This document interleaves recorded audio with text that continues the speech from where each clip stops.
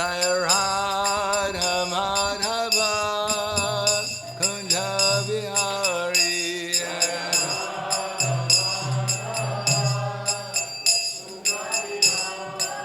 Jaya Radha Madhava Kunja Bihari.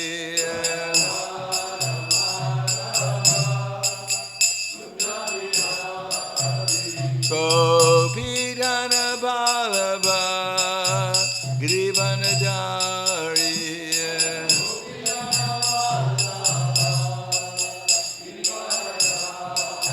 Yasodanandana Braja Janaranjana. Yasodanandana Braja Janaranjana. Yamuna Kiha Vanacharya. Yamuna Kiha Vanacharya. Jaya Radha Madhava Kunja Bihari.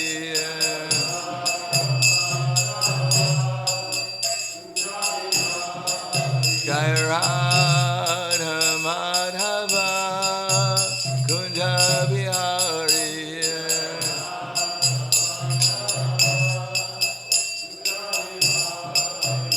Gopi Jana Vallabha Grivanadari.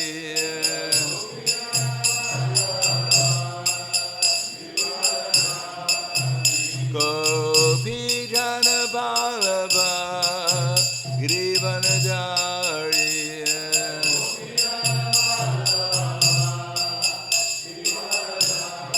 Yasodanandana Braja Janaranjana. Yasodanandana Braja Janaranjana. Yamuna Kiha Vanacharya. Yamuna Kiha Vanacharya. Jaya Radha Madhava Kunja Bihari.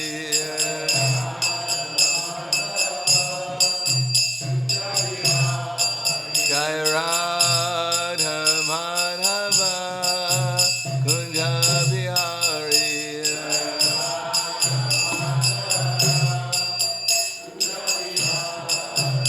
Gopi Jana Vallabha Grivanadari.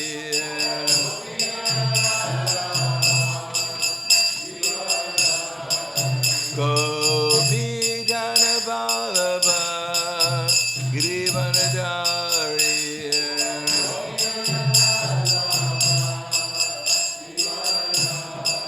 Yasodanandana Braja Janaranjana.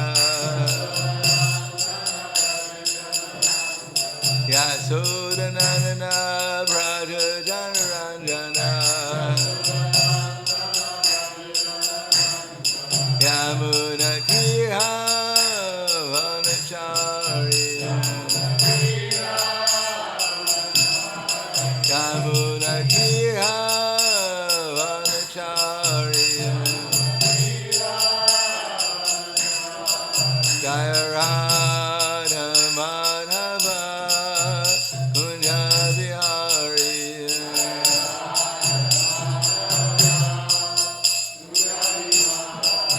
Jaya Radha Madhava Kunja Bihari.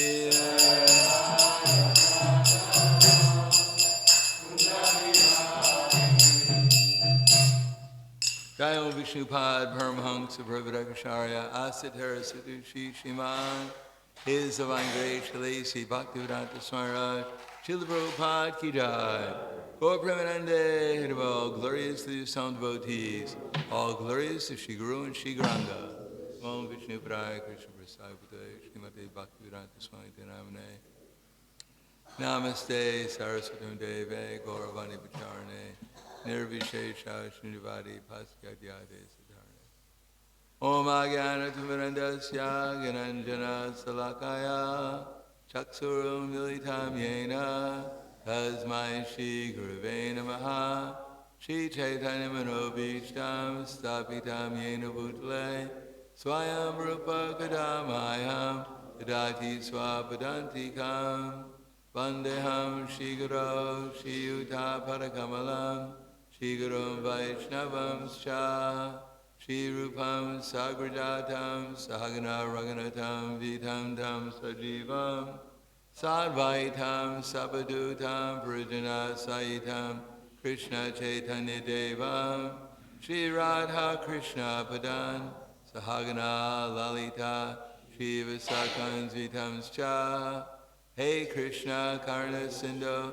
Dinabando Jagatpate Gopesha Gopika Kanta Radha Kanta Namostute Tapta Kanshena Gaurangi Radhe Vrindavaneshwari Prishubhanu Sudha Devi Pranamami Hari Priye Vanchakapa Tubhyascha Kripa Sindhubhyevacha Patiranam Bhavanebhyo Vaishnavebhyo Namo Namaha Shri Krishna Chaitanya Pranityananda Chadvaita Gadadhar Shivasadi Gaura Bhaktivinoda Hare Krishna Krishna Krishna Hare Hare Hare Rama Rama Rama Hare Hare Om Namo Bhagavate Vasudevaya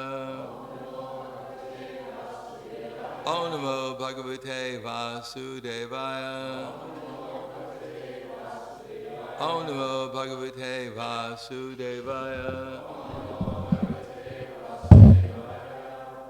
Srimad Bhagavatam, Canto 3, Chapter 21, Conversation between Manu and Kardama, text number 22.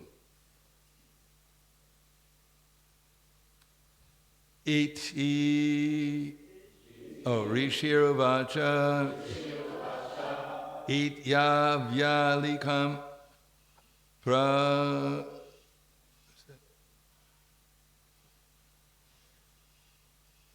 Pranutob Janavas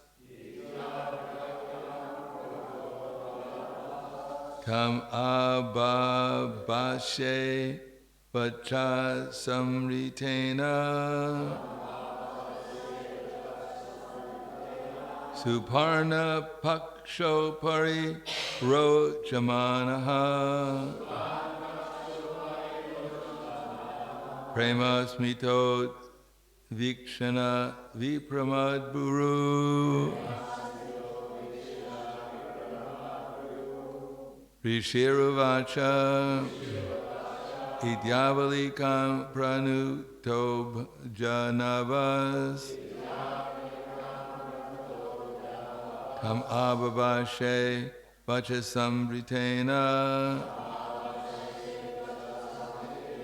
Suparna Paksho Pari Rochamana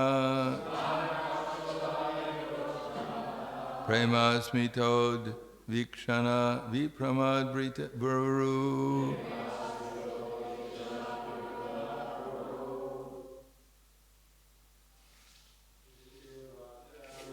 Uvacha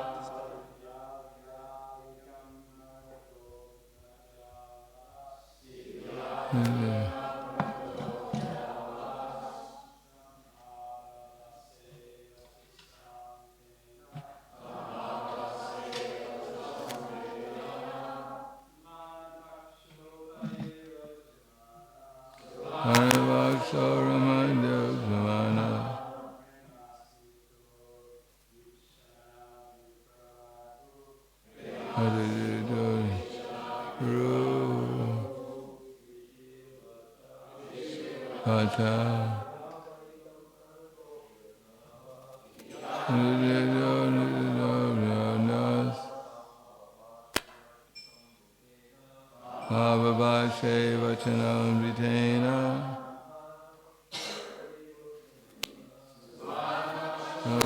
Yoshanana Masmito Vikshana Vipramad Buru. Guruvata.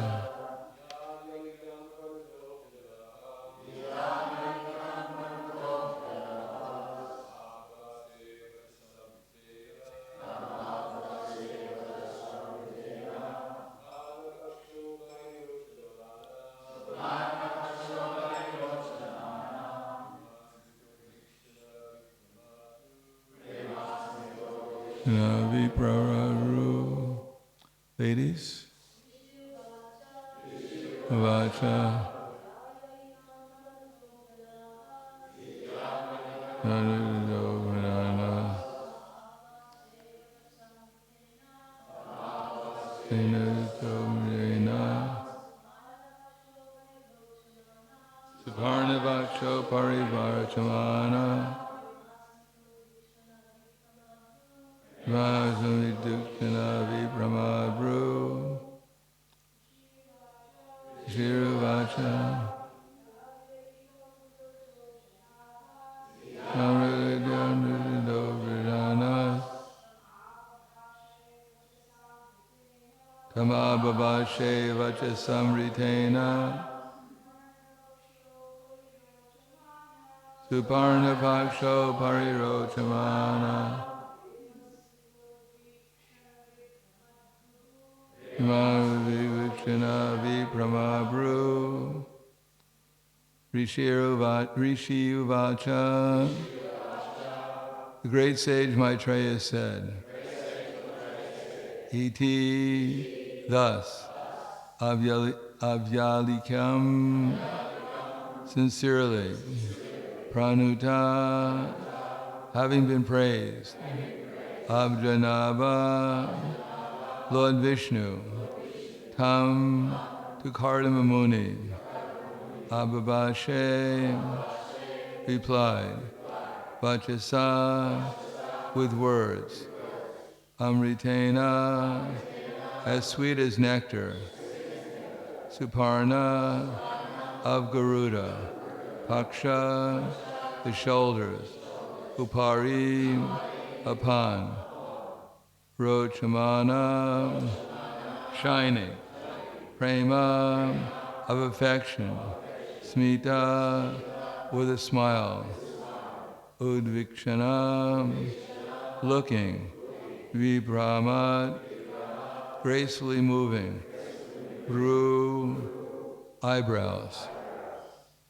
Translation purport by His Divine Grace, A.C. Bhaktivedanta Swami Srila Prabhupada. Maitreya resumed, sincerely extolled in these words, Lord Vishnu, shining very beautifully, sat on the shoulders of Garuda, replied with words as sweet as nectar. His eyebrows moved gracefully as he looked at the sage with a smile full of affection. Please repeat. Maitreya resumed, sincerely extolled in these words,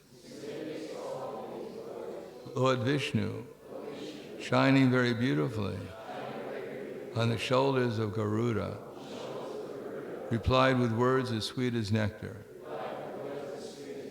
His eyebrows moved gracefully as he looked at the sage with a smile full of affection. Purport. The words vacha samritena is significant. Whenever the Lord speaks, He speaks from the transcendental world. He does not speak from the material world. Since He is transcendental, His speech is also transcendental, as is His activity. Everything in relation to Him is transcendental. The word Amrita refers to one who does not meet with death. The words and activities of the Lord are deathless. Therefore, they are not manufactured of this material world. The sound of this material world and that of the spiritual world are completely different. The sound of the spiritual world is nectarian and eternal, whereas the sound of the material world is hackneyed and subject to end. The sound of the holy name, Hare Krishna, Krishna Krishna, Hare Hare, everlastingly increases the enthusiasm of the chanter. If one repeats monotonous material words, he will feel exalted. But if he chants Hare Krishna 24 hours a day, he will never feel exhausted. Rather, he will feel encouraged, continue chanting more and more. When the Lord replied to the sage Kardama, the words Vacham Samritena is specifically mentioned.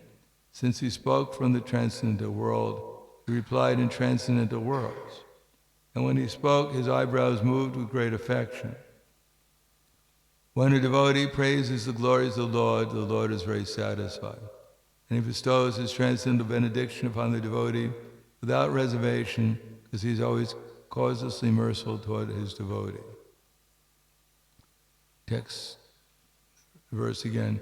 Maitreya resumed, sincerely extolled in these words, Lord Vishnu, shining very beautifully on the shoulders of Garuda, replied with words as sweet as nectar. His eyebrows moved gracefully as he looked at the stage with a smile full of affection. Namo Vishnu Padaya Krishna Prasthaya Bhutale Srimati Bhaktivedanta Swami Namane Namaste Saraswatam Deve Gauravani Pracharane Nirvishesha Srinivadi Paskyadyade Siddharane. It is said, Brahmeti, it is said in the Srimad Bhagavatam, Vidanti tat tatsva vidas tatvayaj jnanam avayam, Brahmeti paramatmeti bhagavan iti shabdyate, that the absolute truth is realized in three features, namely Brahman, Paramatma, and Bhagavan. So, when one begins to read Bhagavad Gita, he does so hopefully with some kind of faith. As Prabhupada writes at the beginning of the introduction to the Bhagavad Gita, one lady had asked him to recommend an edition of the Bhagavad Gita in English. And Prabhupada said that of all the hundreds of editions, both in English, in America and in India, none of them actually touch on the spirit of the Bhagavad Gita. And then Prabhupada writes in the next paragraph, the spirit of the Bhagavad Gita is as follows. That if one wants to take a medicine, one should not take it under the direction of a friend, but one should follow the directions on the label of the bottle and under the direction of an expert physician. Similarly, throughout the Bhagavad Gita, Krishna's purpose of speaking Bhagavad Gita is to reveal that he's the Supreme Personality of Godhead. And this is also confirmed by great sages and authorities, spiritual authorities, such as Ramanujacharya, Sankaracharya, Madhvacharya, Nimbarka, and Chaitanya Mahaprabhu. And also is declared in the Bhagavad Gita and Brahma Samhita and Srimad Bhagavatam. And the knowledge is coming into simple succession, as Krishna says in the Bhagavad Gita, Evam parampara praptam, imram rajarshe vidu. Krishna spoke to the sun god, and the sun god repeated the same message to his disciple, Manu. And in this way, the knowledge is received. And the knowledge is actually applicable to everyone, because everyone has a relation with Krishna. Arjuna had the relation as a friend with Krishna, and similarly every living entity has some eternal rasa with Krishna, one of 5 rasas, either neutral, or friendship, or a servitorship, or friendship, or parental, or conjugal. So the knowledge pertains to everyone, and Krishna is giving this knowledge in disciple succession.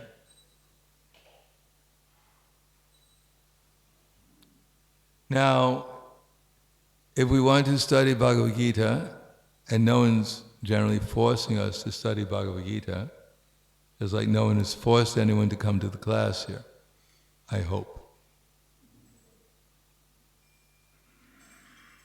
So it's voluntary. And the whole idea is if we don't accept what Krishna's purpose in speaking the Bhagavad Gita is, then we're wasting our time reading Bhagavad Gita. at least we won't achieve the purpose of what Krishna is speaking the Bhagavad Gita for.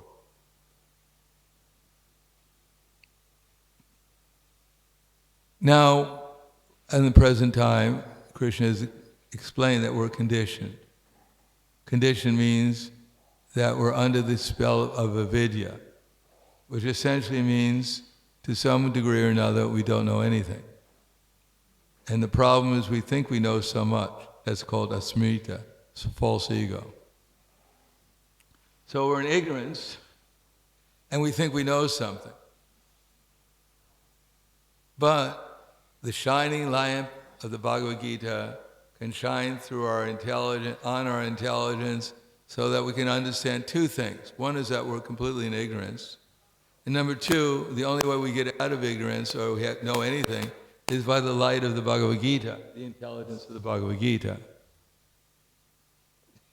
And the intelligence of the Bhagavad Gita will only shine on our intelligence if we at least theoretically accept Krishna as the Supreme Personality of Godhead. And that's called submission. We don't have to blindly accept Krishna as God, because we don't know if Krishna is God right now. And we don't have to blindly reject that Krishna is God, because on what basis are we going to blindly reject that Krishna is God? Because we're in ignorance. But if we read Bhagavad Gita, we'll discover three things that can shine on our intelligence, which are absolute. In other words, Krishna consciousness is based upon absolute faith, not blind following, nor absurd inquiries, as Prabhupada said. Blind following and absurd inquiries are condemned. One should not only hear submissively, but one should get a clear understanding through submission, service, and inquiry. In other words, there's a process by which Krishna bestows knowledge upon us. As he says in Bhagavad Gita, Tejam machita machkata prana, bodhiyantash parashparam, katayantasramam nityam, tushanti charamanti cha. That the thoughts of my pure devotees, they dwell in me, their lives are surrendered to me, and they derive great satisfaction and bliss by enlightening one another and conversing about me. So Bhagavad Gita is meant to give us direction, what to do, so that we do, how to use two things that we have. We have some ability to utilize. Namely prana, our energy, and chitta, our consciousness. First of all, our consciousness has to be utilized, because that's, practically speaking, the only thing we have right now to utilize. We have nothing really else to utilize. Prabhupada said that we don't work with our body, actually we work with our mind and intelligence. So that depends upon our consciousness, what we desire, how to utilize our mind and intelligence. Now, if we hear Bhagavad Gita from the right source with the right attitude, then we can acquire intelligence. It's that vibration, we can, as it says, we can drink through our ears if we're so inclined, or as much as we're inclined. That's called submission. But unless we act upon that knowledge, it just remains theoretical. So the knowledge is not just Krishna as God, but how to realize Krishna as being God. And that means we have to utilize our prana in service to Krishna, our energy. So therefore Krishna says, Tesham sadatam yuktanam vajantam priti purvakam tadami buddhi yogam tam yena mam upyanti te. To those who are constantly devoted. In other words, as much as we fulfill our sadhana, as much as we engage in Krishna's service with devotion, then that's one qualification for Krishna to bestow his mercy upon us. Tesham sadatam yuktanam. Those who are constantly devoted. And to serving me with love, with some enthusiasm, with some care and attention, some consideration, some respect for Krishna as being the Supreme Personality of Godhead. Right now, he's not our buddy friend. We don't go up to the deity and say, you did wrong yesterday, I'm going to punish you. It's not our present position. That would be just imitation. Some awe and reverence to begin with. Therefore, we worship even Shri Shri Radha Govardhana with awe and reverence. We don't think that, we don't ask them, can you invite me to your rasa dance tonight? Because we're not qualified, most of us. We wouldn't even know how to get there.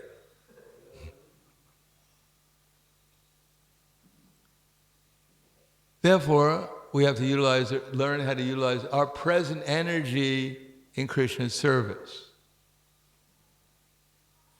And we have to utilize our consciousness to do it enthusiastically, to please Krishna.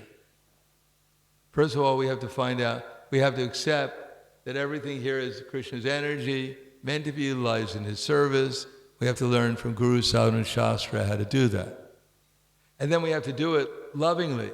And lovingly for us means some care and attention, something positive to please Krishna. Then Krishna reveals himself. Dadami buddhiyam yogam tam. He gives us the intelligence how to become more absorbed in steadily and enthusiastically doing our service to Krishna. As Prahlad Maharaj, when he was asked so many benedictions, Lord Nrsingadeva wanted to benedict him. He said, all I want is that my devotional service become more steady and more enthusiastic. Hey, Prahlad Maharaj must have read sometime the Bhagavatam. He heard from Narada Muni, who's in the succession, and therefore Narada Muni heard the Bhagavad Gita and repeated the same thing to Prahlad. And the same thing now. How to become more steady, more enthusiastic in devotional service. And then Krishna will give us the intelligence to understand things properly. And understand what? Denosminata dehe komaram yovanam jara tatadahantara praptir dhiryas tatra navuyati. It is not that suddenly we're going to learn something exactly what goes on in the bushes of Vrindavan between Krishna and the gopis. That's not the intelligence Krishna is going to give us. It's not necessary at this time. First thing we have to do is understand, realize that this body is changing, but I'm not changing, that I'm eternal. And then, Paramatma, that there's a person guiding me within the heart. Krishna is in my heart. He's in everyone's heart. As he says in the Bhagavad Gita, samam pashani sarvatra sama vastidam isharam ehinastyatmanatmanam tatoyati param gatim. One who sees the super soul accompanying all bodies and knows that neither the soul nor the super soul within the destructible body is ever destroyed, he actually sees. Samam pashan isarvatra samavastidam isharam. Samam pashani sarvatra Sama Ishram. Nihinastyatmanatmanam tatoyati param gatim. One who sees the super soul within all bodies, equal everywhere, does not degrade himself by his mind, and thus he approaches the transcendental destination. So first to see how this material energy was created by Krishna for a purpose, and how to understand how that purpose is for everyone. We're just one little spirit soul in this big, big universe being guided by the super soul. And if we see everyone else is being guided by the super soul, then we won't be so much upset what goes on or what doesn't go on, because we'll understand it's all under Krishna's control. And therefore we won't try to substitute for Krishna, but take direction from Krishna. It's not that Krishna thinks everything's going fine. Krishna knows everything's not going fine here, and therefore he sends his representatives. And we have to correct anything, we have to become his representative. Without being Krishna's representative, all we can do is get ourselves in more trouble that we're already in. So we can try to correct things, but under Krishna's direction. What Krishna wants to correct, not necessarily just what we want to correct. And we have to take shelter of Paramatma and his representatives, Guru, Sadhana, and Shastra. then the whole purpose, the goal is to realize Krishna. Now, we can't see how Krishna is defined as the most beautiful, the strongest, the wealthiest, the most renounced, the most famous, and also the most intelligent. Vedaham samatitani vartmanani cha arjuna avishami tu bhutani mam tu vedanakashna. As the Supreme Personality of Godhead, I know everything that's happened in the past, everything happened in the future, in the present, and everything that will happen in the future. I also know all living entities, but me no one knows. So if we're going to believe Krishna, we can't see that he's the most beautiful. I mean, undoubtedly, Shri Radha Govardhana, very beautiful. But if you put them on Facebook for a contest, they may not get the most votes. They say, well, those are statues. And he says, no, they're alive. No, to us, they look like they're statues. But for us, they're alive. Okay, you vote for them, we vote for someone else. They may not get the most votes. As far as the wealthiest, this temple, which is owned by Shri Radha Govardhana, doesn't indicate that they have unlimited wealth, or at least they're utilizing it. Nice temple, but there are other temples more opulent. As far as famous, how many people in Molombar, or maybe in Molombar, how many people in Australia will recognize Shri Radha Govardhana? If you ask them, Marilyn Monroe, who's more famous, Shri Radha Govardhana or Marilyn Monroe, who do you think would win in Australia?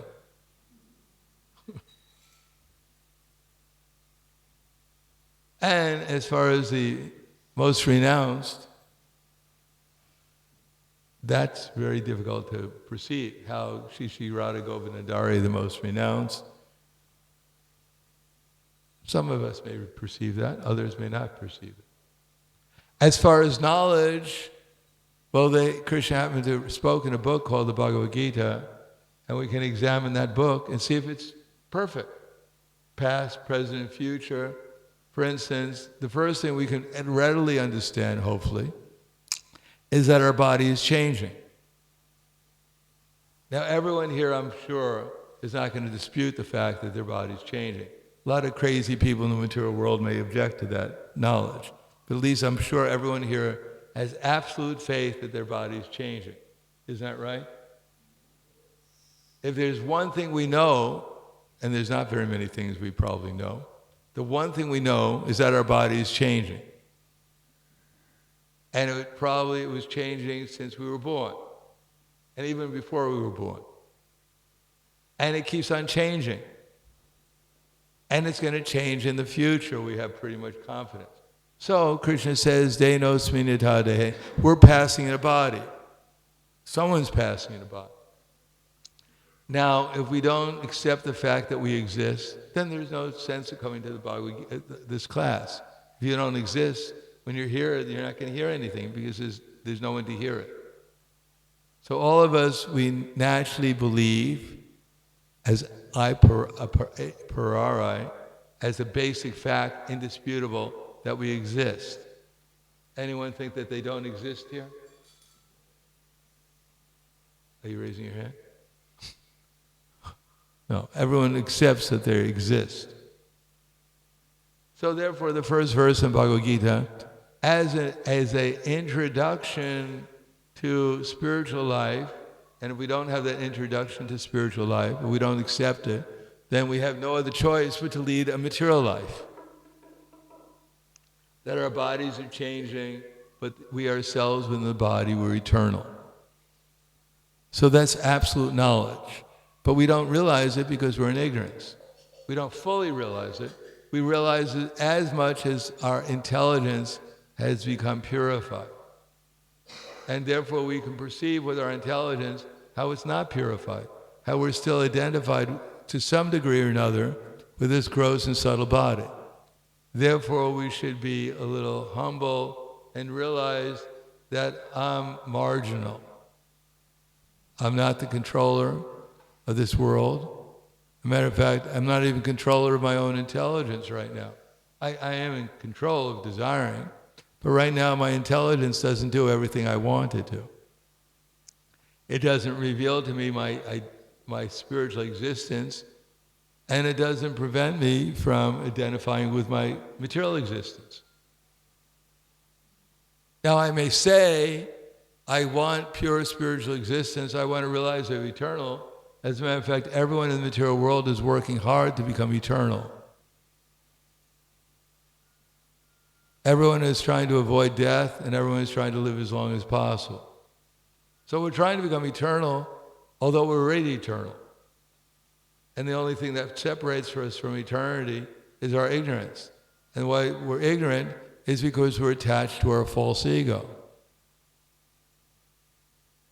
And why are we attached to our false ego? Because we think we can actually control and enjoy in the material world. We have some hopes of doing it. Either today, after the class is ended, we have prasadam and we can enjoy. And maybe we'll go home and we have a little cat up where we're staying in the brahmachari ashram. We know we can control that little cat. We just rub its stomach and it rolls over and surrenders. So we get a feeling, I'm in control. I'm the enjoyer, I'm the controller, and I'm the savior of this little cat. Hare Krishna, Hare Krishna. And we feel good. Krishna is God, he feels good about being the controller, enjoyer, and the savior, and I feel good about it too. The only problem is we have to be in ignorance while we're doing it in the material world. And in the spiritual world, we're in full consciousness of who we actually are. But at least we can see these things. There's myself, the soul. There's the body I'm in, that I'm identifying with. And then there's ignorance, which is covering it. And with this little bit of knowledge I've gotten, I can see the ignorance I'm under, and I can see that I'm actually a soul. So that's very good. That's the beginning. That's the ticket you need to begin spiritual life.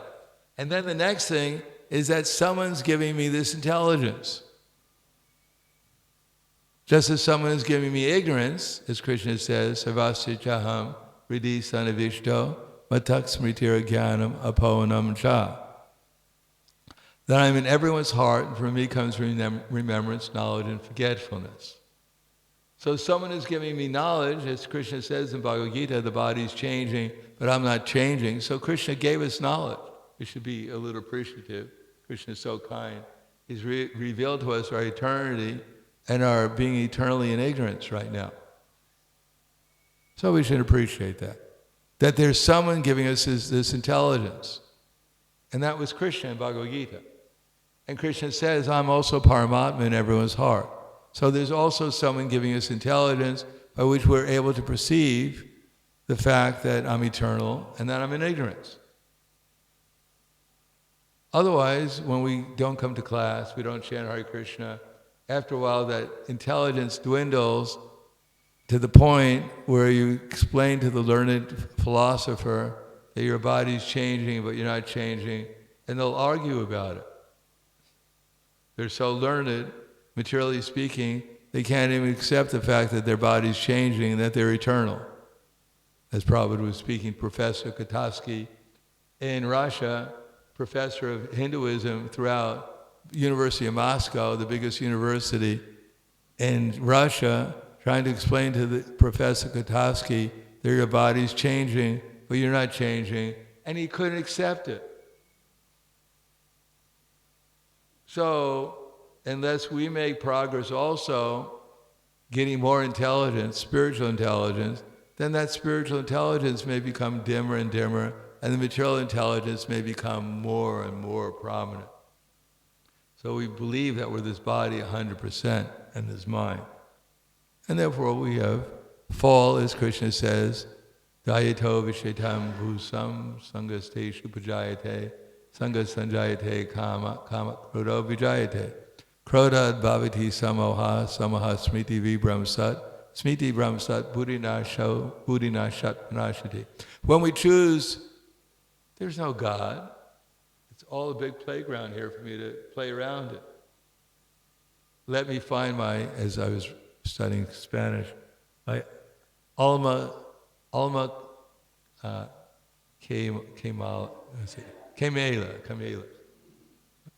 Let me find my soul mate, which is what the whole material world is all about. Everyone's looking for their soulmate. Soulmate is actually Krishna, but we're thinking, we think it's something external. So everyone's looking for their soulmate, as I always say, whether it's, Romeo looking for Juliet, Julio looking for Romeo, Tarzan looking for Jane, etc. Finally, Mickey Mouse looking for Minnie Mouse.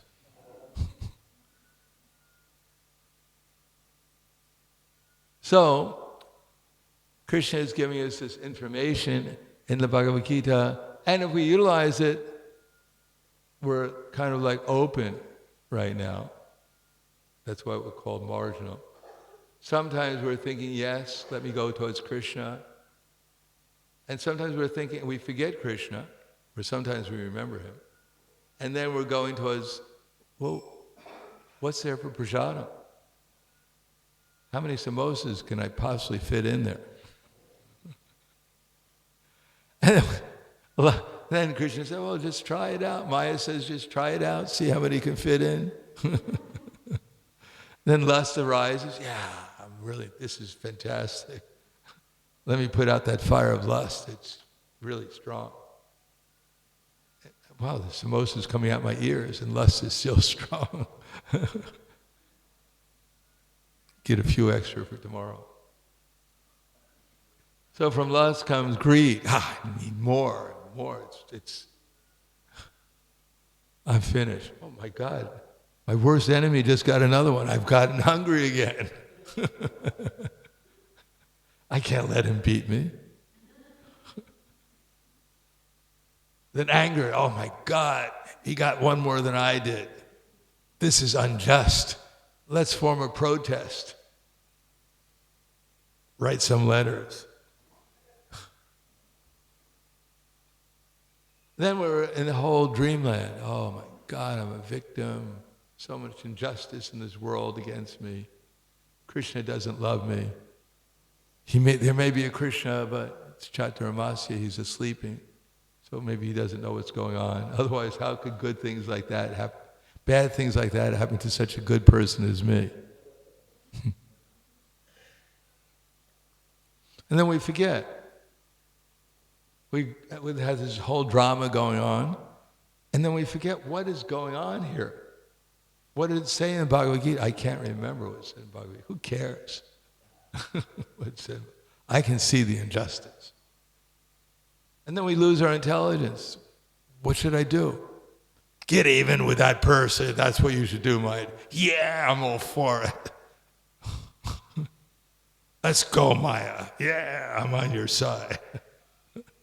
Fight to the end of the universe. Yes. Justice will be there.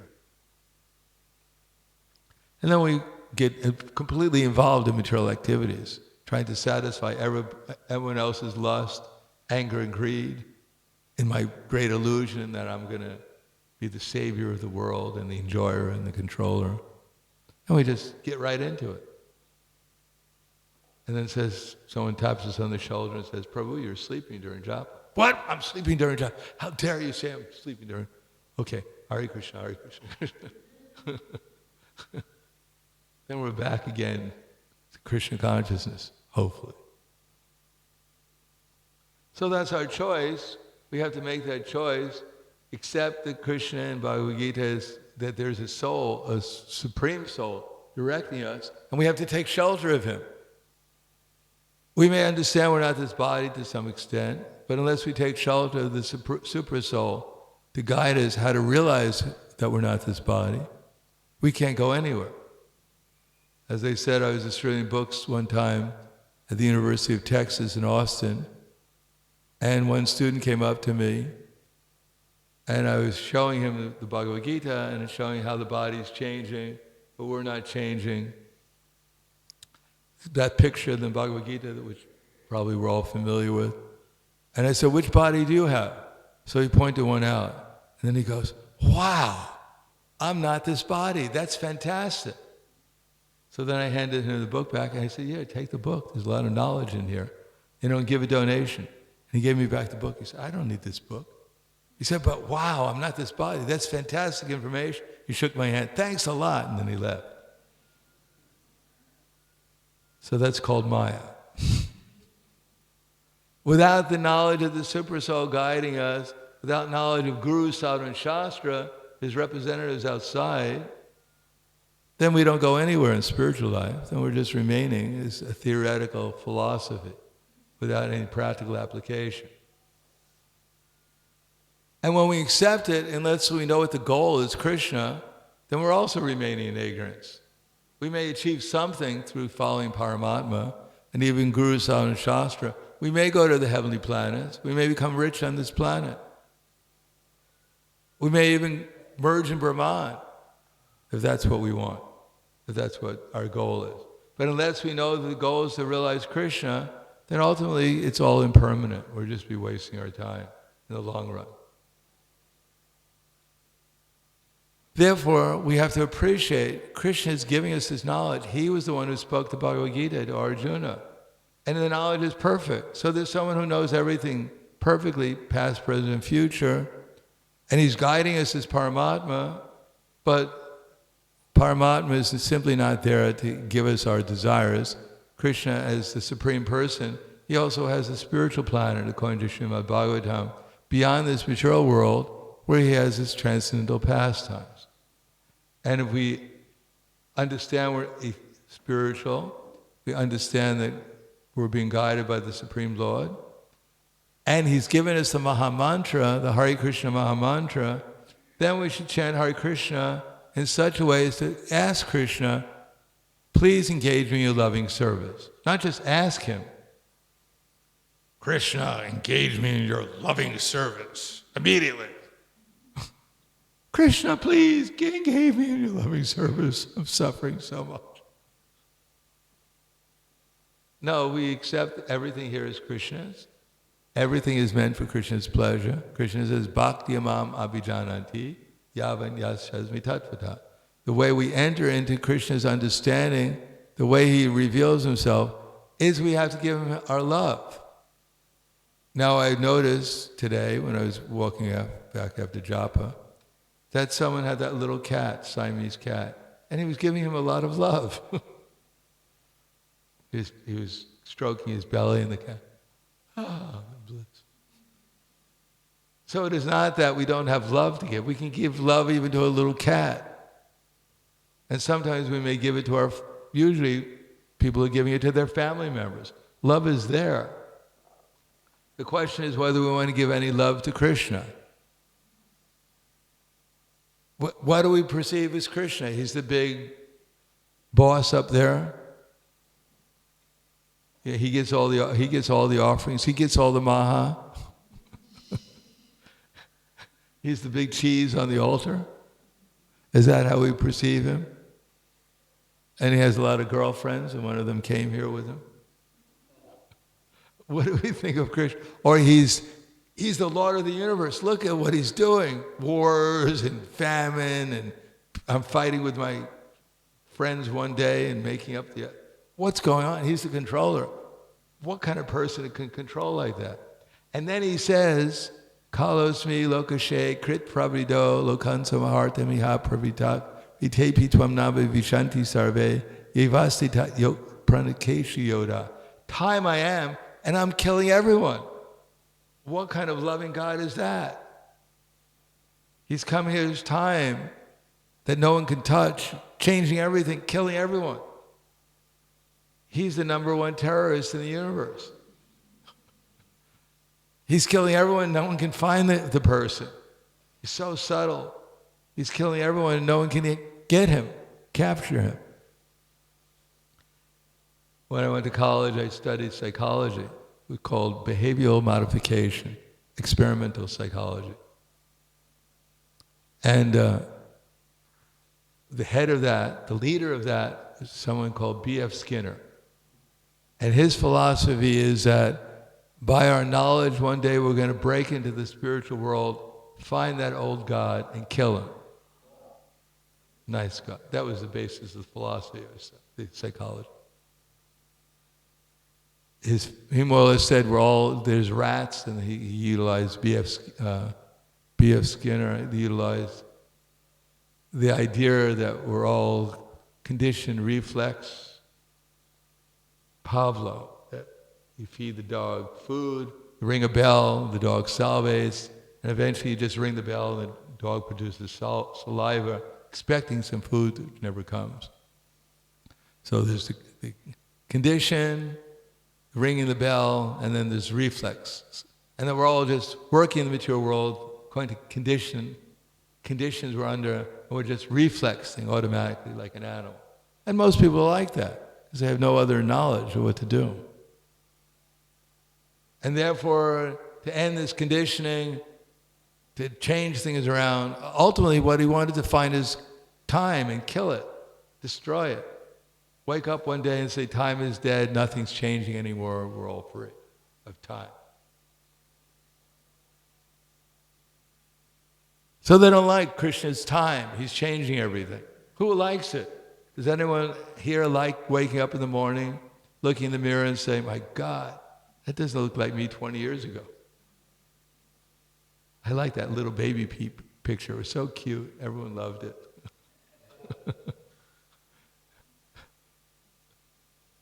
No one likes time in this material world. Time I am. So they have a whole conception of who they think God is. Therefore, when we chant Hare Krishna, it's, give me a house, give me a wife, give me a colored TV, Om Jai Jagadisha Hari, Hare Krishna, Krishna Krishna. I'm not even going to tell you what I want, Krishna, because you're in everyone's heart, and it's my birthday coming up, so everyone else is going to give me a present, and you're so rich, and who knows what you can come up with. Is that how we chant Hare Krishna? Or Hare Krishna, I'm suffering. Or are we trying to chant Hare Krishna, Krishna Krishna, Hare Hare, Hare Rama, Rama Rama, Hare. Actually hearing the sound and trying to feel its presence. And maybe some remembrance will come to our mind, something Krishna conscious will come. Is that what we're aiming at? And if it is what we're aiming at, then we'll experience something transcendental, and then we'll think, wow, maybe Krishna is non-different from his name. Maybe that's what this is all about. Maybe Krishna is God. Otherwise, how could Krishna be non-different from everything, including his name? How can Krishna bestow upon me transcendental bliss just if I chant his name? He must be transcendental himself. So that's the development of faith in Krishna consciousness. But unless we accept that we're eternal, unless we act as if we're eternal, unless we take the guidance of Paramatma and Guru, Sadhana, and Shastra, his representatives outside, and then we won't be able to chant Hare Krishna with feeling, with conviction, under proper guidance, and with feeling. Because that's what Krishna is telling us to do. And we have feeling, we have the ability to change our mood. We can choose who to associate with. And then we can see whether it works or not. It's all based upon faith. And if it works, then we become more enlightened. Then we have more faith, more taste, more enthusiasm to perform the same service we're doing day after day. So the conclusion is, we should read Bhagavad Gita, Srimad Bhagavatam. We should worship the deities. We should chant Hare Krishna. We should serve the devotees. We should try to make the atmosphere spiritual. We should preach Krishna consciousness because that's what Krishna is telling us to do. And we should do it with faith and with enthusiasm, with steadiness and enthusiasm.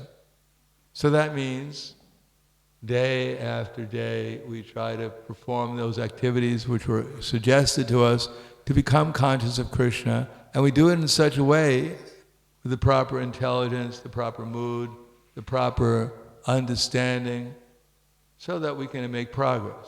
tad buddhiyas, tad atmanas, tad nishtas, tad parayanaha, gajatnyapana avritim jnananiduta kalmasha.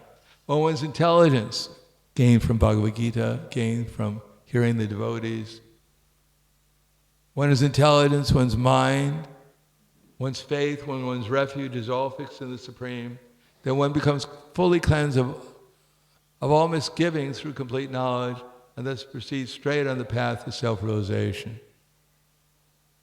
And what is the self-realization? What are we going to realize? That I'm God, which is what everyone's hoping that they'll realize to some degree or another. I can be the controller here. I can be the enjoyer. I've gained so much knowledge of the Hare Krishna movement that now I can actually enjoy in the material world, and I can actually control. I've learned how to gain friends and influence people. I'm doing so good. No, vidya banaya sampane brahmani gavi hastani shuni chaiva swapagiti cha pandita samadarshana. The humble sages, by virtue of true knowledge, can see with an equal vision the learned and gentle Brahmin, the cow, the elephant, the dog, and the dog eater. That everyone is Krishna's eternal servant, not just me.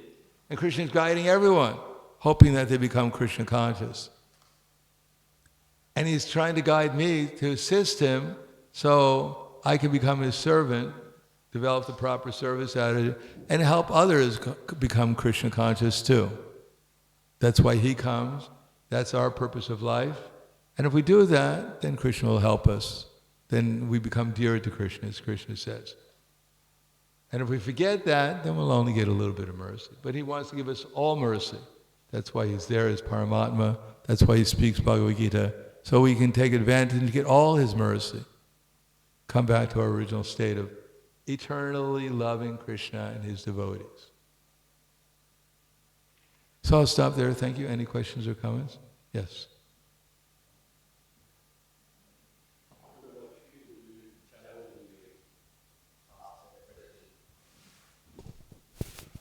People do challengingly ask that question, why does God allow this, and why is the world like this? And you feel as if you try to make some reply that it will only increase their, anger and frustration. So that's probably the most challenging question that I've experienced, is people constantly asking that question. Well, actually, the direct answer is you can tell them that they're thieves and they're being punished. They're all criminals, and the police force in this universe is punishing them. So they're getting justly punished according to their criminal activities. But if they're the person that won't accept it, they don't accept it as an authority, then don't speak to them. Give them some prasadam. Ask them how their dog is doing. Change the subject. Because all you do is agitate their minds, whatever you say. Therefore, Prabhupada didn't bother agitating people's minds. Professor Katasi couldn't understand, so he changed the subject. That he's not the body, so he changed it to Varnashram. That we should have first-class men. We should create first-class men, people who are truthful and clean. Professor Katasi couldn't understand that. So Prabhupada said, can you get me a taxi? Professor Katasi said, I'm sorry, I can't, Swamiji. So Prabhupada went out in the street with Shyamasundar and looked for a taxi. Didn't try to agitate his mind. Anything else? Yes. Yes, Swamiji. Hare Krishna. Thank you, Maharaj, for good understanding in Krishna consciousness. My question is, a lot of times devotees have to go outside to learn something on a material level, and then they try and bring it to Krishna consciousness. But in your class, what I sort of picked up is that if we are practicing Krishna consciousness to the utmost, then Krishna will give us the intelligence. Can you make a comment on learning material science outside, or is it just surrendering to Krishna? Well, in the Bhagavatam, I don't remember the verse, but it says that all these things can be utilized in Krishna's service. All these different sciences and philosophies can all be utilized in Krishna's service. So it's not that everyone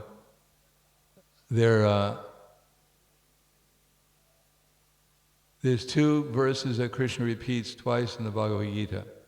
Shreyan swadamo viguna paradharma svanusitat shredharme nididam shreyak paradharmo bhayavaha. That's one of them.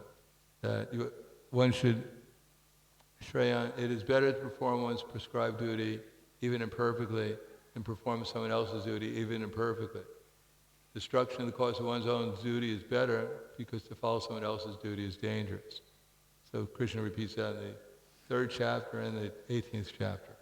The other verse he repeats entirely twice is Manmana Bhava Mad Bhakto Madhyaji Mam Namaskuru Mama Vaishasi Satyam Te Pratijani Priyosame. Always think of me, become my devotee, worship me, and offer your obeisances to me. The result is you'll come to me without fail. I promise you this because you're very dear friend.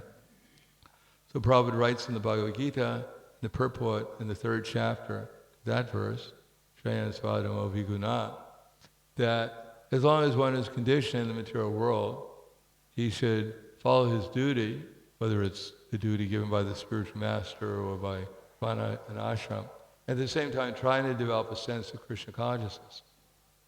So as long as we're not fully self-realized, at least realized, we're not Krishna conscious fully, then one should follow one's duty, either given by the spiritual master and Guru Sadhana Shastra or by the Vana and ashram system, to maintain the body, because we have to do that. So there's different ways of doing it. At the same time, try to cultivate a sense of Krishna consciousness while we're doing it. Only when we become fully self-realized, that our duty won't matter anymore, just like Parasuram. He was born as a Brahmin, but he later became a Kshatriya. And similarly, Vishwamrita Muni, he was born as a Kshatriya, and later on he became a Brahmin. Because when one becomes self-realized, one can do anything for Krishna. As long as one is conditioned, one should do something according to one's nature.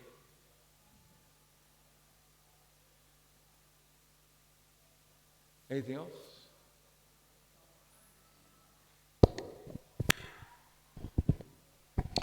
Maharaj, it's Krishna is the as he seeks opulences in full. So somebody might say that it must be very boring with to be with a person who has everything and knows everything, and somebody could argue like that. He knows everything about bliss, knowledge, and eternity. And it's always expanding. Even Krishna's experience of bliss, knowledge, eternity is ever expanding. So, just like soon it'll be prasadam time.